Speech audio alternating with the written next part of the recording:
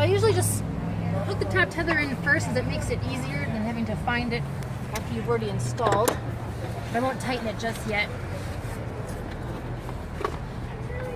You want to make sure that the latch anchors, the tether that they're on, the webbing here is straight.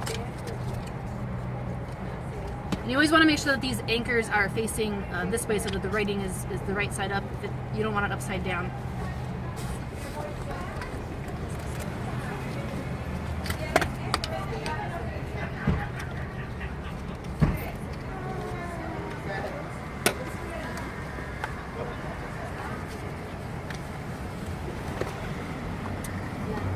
So, Danielle, we're going to receive these seats, and we're going to give it away to families that have small kids in the schools that we work with.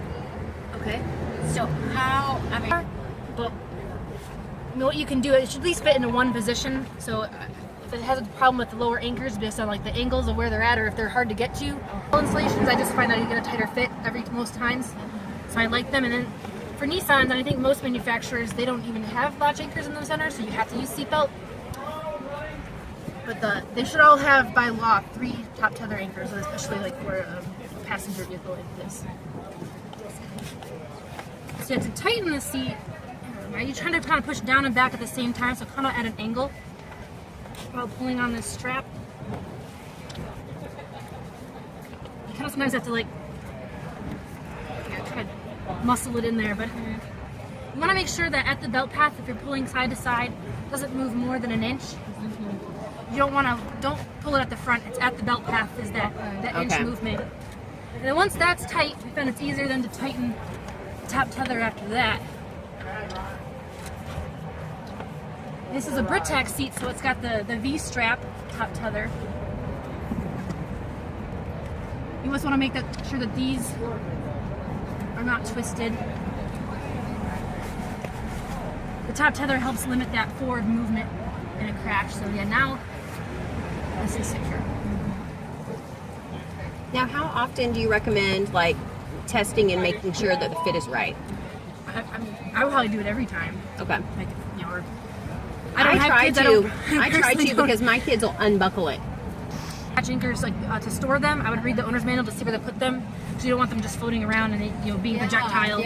But for demonstration, I'm just going to leave them right here. Sure. So first, I don't pull the seatbelt all the way out to lock it just yet.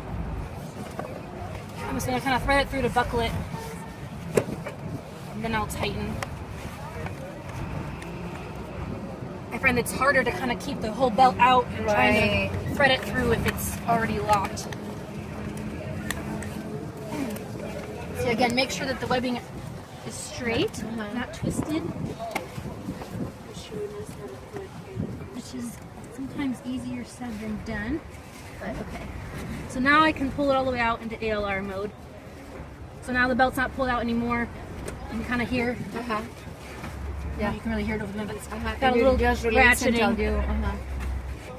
So again, I'm going to try and push down and back while pulling on the strap.